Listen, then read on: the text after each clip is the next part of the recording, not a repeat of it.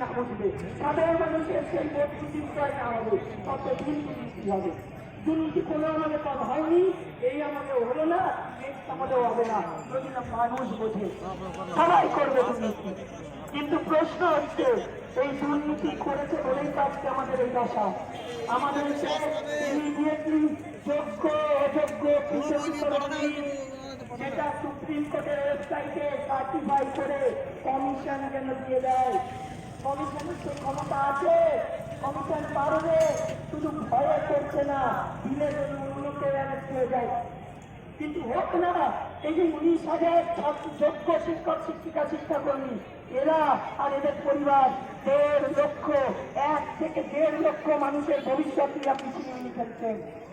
রাজ্য সরকার এবং পর্ষদ কমিশন এগুলো কি দেখতে পাচ্ছেন না?